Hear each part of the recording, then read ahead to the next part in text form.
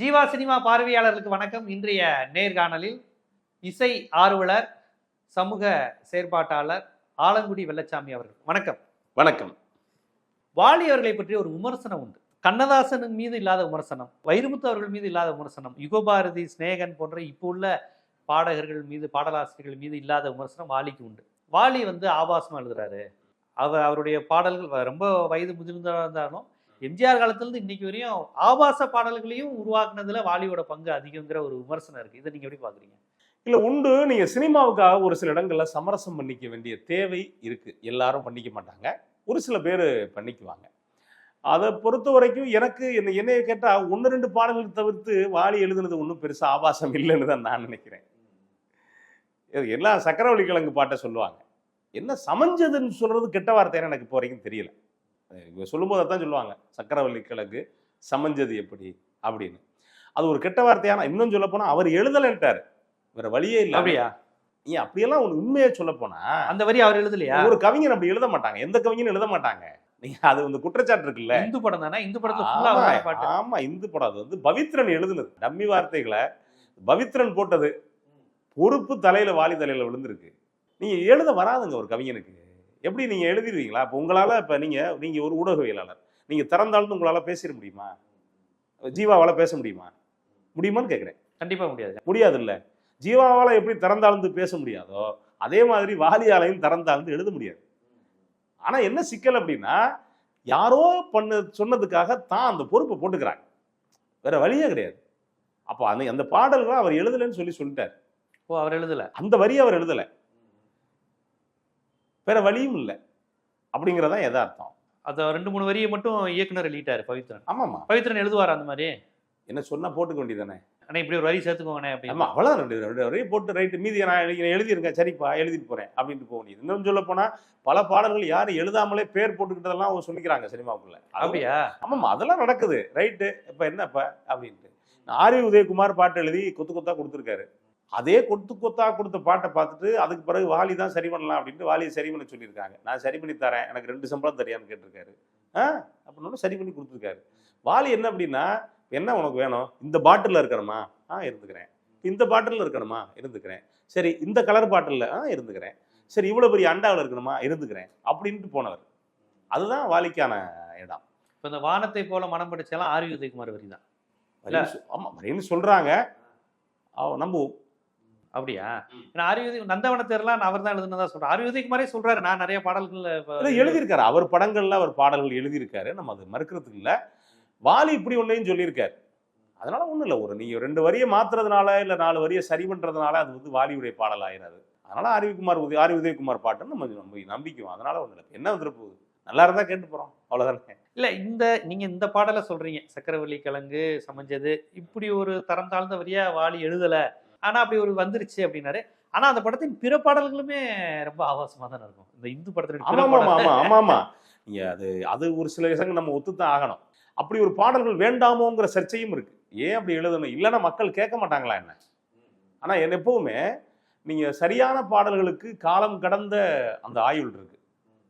நல்ல படங்களுக்கு, நல்ல பாடல்களுக்கு காலம் கடந்த ஆயுள் இருக்கு. ஆனா நீங்க மோசமா எழுதக்கூடிய வரிகளுக்கு அந்த ஆயுள் குறைஞ்சு போயிடும். இப்ப அந்த பாட்டை யாரும் கேட்கறது இல்லைல்ல. கேட்கறது இல்லைல்ல. ஆனா நீங்க சொன்ன 1000ல் ஒருவனா இருக்கட்டும், ஏன் என்ற கேள்வி பாட்டு இன்னைக்கு வரையும்.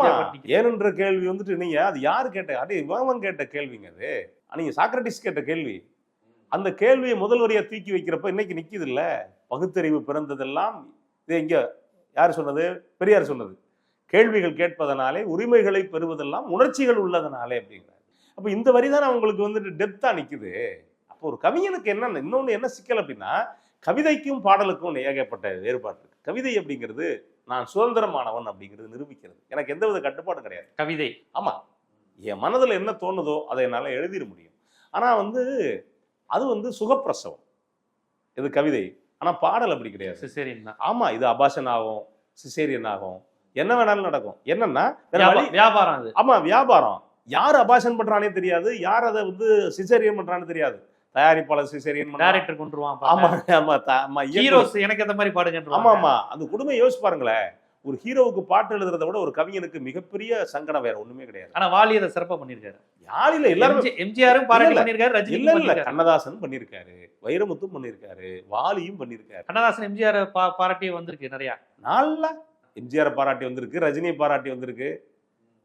கண்ணதாசன் பண்ணிருக்காரு, எல்லாமே பண்ணிருக்காங்க. எனக்கு தெரிஞ்சு பட்டுக்கோட்டையார் பண்ணதில்ல, அதுக்கு முன்னாடி உடுமலையார் பண்ணதில்லை. அப்ப காலத்தின் தேவை இல்லை. இப்ப கண்ணதாசனே தொடங்கி வச்சுட்டாரு. பட்டுக்கோட்டையன்னு ஒரு 10 வருஷம் இருந்திருந்தா எம்ஜிஆரே கேட்டிருப்பாரு, என் பேரை வச்சு 4 பாட்டு எழுதுன்னு இருப்பாரு. ஆனா அந்த ஆளு செத்து போயிட்டாரு, செத்து தப்பிச்சிட்டாரு, அவ்வளவுதான். இல்லைன்னா என்ன ஒரு ப்ரொமோட் பண்ணி பண்ணிருங்க அப்படின்னு. ஆமா, யோசிச்சு பாருங்களேன், பட்டுக்கோட்டையாரை கூப்பிட்டு ரஜினி உயிரோட இருந்திருக்காருன்னு வச்சுக்கோங்களேன், ரஜினி என்ன சொல்லியிருப்பாரு, ரஜினிக்கு 2 பாட்டு எழுதுங்க அப்படிம்பாரு. தொழிலாளர்களுக்கு நான் நல்லது செய்யறேன், ஆமா தொழிலாளர் நல்லது செய்யற மாதிரி பாட்டு எழுதுங்க அப்படிம்பாரு.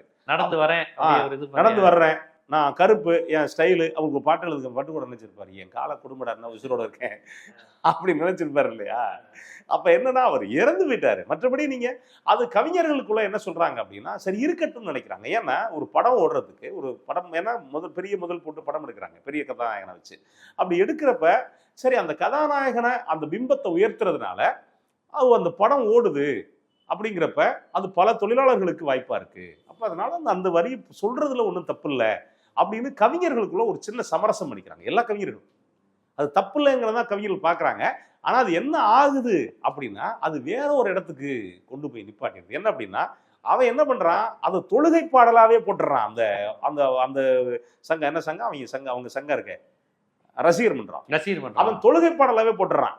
என்னமோ இவர் தான் வந்து உலகத்தை காப்பாற்ற வந்த அவர் ஒரு இயேசுநாதர் மாதிரியும், அவர் ஒரு புத்தர் மாதிரியும், அவர் ஒரு நபிகள் மாதிரியும் கொண்டு வந்து சேர்த்துறது இருக்குல்ல, அது கால கொடுமையா மாறிடுது. எப்படி போற்றி பாடடி பெண்ணை வந்து யதார்த்தமா போட்டிருப்பாங்க அப்படின்னு கமல் நினைச்சிருக்க மாட்டாரு, இளையராஜா நினைச்சிருக்க மாட்டாரு. ஆனா அந்த பாட்டு இவ்வளவு பெரிய சிக்கலை ஏற்படுத்தும் அப்படின்னு நினைச்சிருக்க மாட்டாங்க. அந்த பாட்டு தேவர் ஜெயந்தி பாட்டால மாறி போச்சு. ஆமா, யோசிச்சு பாருங்களேன். நீங்க மருது சகோதரர்களுக்கு பாட்டு போட்டா அவன் சாதி பாட்டுக்கிறான். ஏன்னா மருது சகோதரர்கள் மாதிரி நீங்க அன்னைக்கு வீரத்தூர போராடினவங்க கிடையாது. அதை சாதி பாட்டா கொண்டு போய் நிப்பாட்டுற இடம் இருக்குல்ல, அந்த இடம் வந்து ஒரு பக்கம் கேள்விக்குறியா இருக்கு. அது மாதிரிதான் இந்த விஷயங்கள் நடக்குதே ஒழிய மற்றபடி அவங்க அப்படி நினைச்சு போடல காலம்.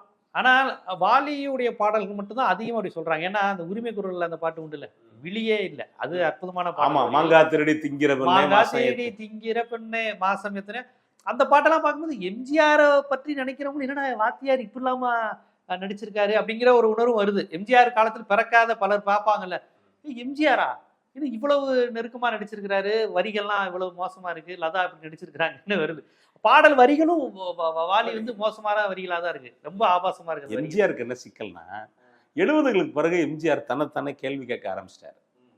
நம்ம நடிக்கலாமா, 50 வயசை தாண்டிட்டோமே, நமக்கு ஒரு குழந்தை இருந்துச்சுன்னா மக மாதிரி இருக்குமே, அந்த மாதிரி பிள்ளைகளோட நடிக்கிறோமே அப்படிங்கிற ஒரு எம்ஜிஆருக்கு தன்னைத்தானே கேள்வி கேட்கிற ஒரு இடம் வந்துச்சு. இடம் வர்றப்ப எப்படி 50 வயசுக்காரரு 13 வயசு பொண்ணை கதாநாயகியை போட்டு நடிச்சாரு. அப்படி நடிக்கிறப்ப நீங்க கவனிச்சு பாத்தீங்கன்னா, அப்ப பெல் பாட்டம் பேண்ட்லாம் 70க்கு பிறகு பெல் பாட்டம் பேண்ட் போடுவாரு. ஆமா, பேண்ட் போடுவாரு. அதே மாதிரி முடிய பாத்தீங்கன்னா இங்க வரைக்கும் வச்சிருப்பாரு. இவர் எம்ஜிஆரா நமக்கே ஒரு கேள்வி வரும். சம்பந்தம் இல்லாம ஒரு கண்ணாடி, பல்லாண்டு வாழ்க ஊருக்குள்ள போன அந்த காலம் 75 ஆமா 75கள்ல எல்லாம் நமக்கே ஒரு ஏன் எம்ஜிஆர் தேவையில்லாம நடிச்சாரு, நல்ல வேளை முதலமைச்சர் ஆயிட்டாரு, இன்னொரு ஒரு 10 வருஷம் நடிச்சிருப்பாரு. ஆமா, இன்னொரு 10 வருஷம் ரஜினிகாந்த் வந்திருக்கவே முடியாது, அப்படிலாம் சொல்ல முடியாது. காலம் வந்து எல்லாரையும் மாத்துங்க. இளையராஜா இருக்கீங்களா, ரஹ்மான் வருவாரு. அப்ப என்ன பண்ணா, எம்ஜிஆருக்கு அந்த கேள்வி கேட்டது ஒரு விஷயம் என்ன அப்படின்னா, பெண்களோட நெருக்கமா நடிக்க ஆரம்பிச்சாரு. அதுக்கு முன்னாடி நெருக்கமா நடிக்காத எம்ஜிஆர் 70களுக்கு பிறகு லதா மாதிரியான கதாநாயகிகளா, ஆமா லதா மஞ்சுளா மாதிரியான கதாநாயகிகளோட நெருக்கமா நடிக்க ஆரம்பிச்சாரு. நீங்க நல்லா கவனிச்சு பாத்தீங்கன்னா தெரியும். அப்ப நம்ம கவனிச்சு பார்த்தா இப்ப கவனிக்கிறதுக்கு தேவையில்லைன்னு வச்சுக்கோங்களேன். அப்ப அதுல உள்ள சிக்கல் தான் இந்த மாதிரி பாடல்கள். ஒருவேளை எம்ஜிஆர் அனுமதிச்சு தானே வாலி எழுதினாரு, அதை யோசிக்கணும். எம்ஜிஆர் சொல்லிதான் எழுதினாரு. ஏங்க எம்ஜிஆருக்கு தெரியாம ஒரு வரி ஒரு சொல்லு கூட வர முடியாது. அரசியலா இருந்தாலும் எது எப்படி அரசியலை மட்டும் எனக்கு ஏத்த மாதிரி எழுதுவேன், ஆனா இது எனக்கு ஏத்த மாதிரி எழுதுறேன்னு சொல்ல முடியாதுல்ல. அப்ப நீங்க மாங்கா திருடி இங்க காயா இது பழமா கொஞ்சம் தொட்டு பார்க்கட்டுமா, அதெல்லாம் ரொம்ப அதிகமான வரிகள் தான். அது வந்து நீங்க ஒரு விருப்பம் இல்லாம தான் வாலி எழுதியிருப்பாருங்க தான் என்னுடைய கருத்து. அப்படியா? எந்த கவிஞருங்க அது நீங்க வந்து எப்படி வேணாலும் வச்சுங்க, வெறுமனே வந்து ஒரு பணத்துக்காக செஞ்சாருன்னு சொல்ல முடியாது. அப்படி சொல்ல முடியாதா? பணத்துக்காக செஞ்சாங்கல்ல, நிர்பந்தம் ஏதோ நிர்பந்தம் இருக்கு. நிர்பந்தம் தான். பணம் என்னங்க? சரி, அது எம்ஜிஆர் காலத்துலயும் இருந்தது. நான் என்ன கேட்கிறேன், வாலி சம்பாதிச்சார்ல, அந்த பணம் எங்க வச்சிருக்காரு? இப்ப எங்க வச்சிருக்காரு? ஒண்ணும் இல்லை, அதெல்லாம் ஒண்ணும் கிடையாது. வாலி வந்து என்ன சொல்லுவாங்க அப்படின்னா, நிறைய பேருக்கு உதவிகள் செஞ்சாரு.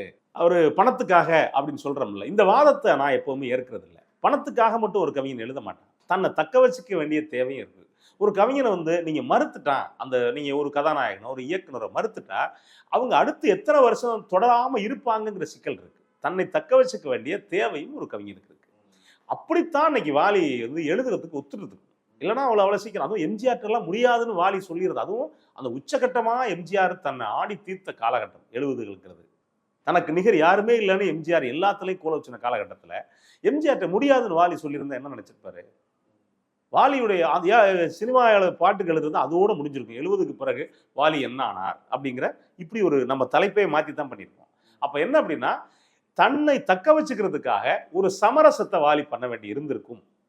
அதுக்கான விளைவு தான் இந்த மாதிரி பாடல்கள். ஏன் வாலியை மட்டும் குற்றம் சொல்லணும்னு நான் கேட்கிறேன். எம்ஜிஆருக்கு அதுல பொறுப்பு இருக்கு இல்லையா?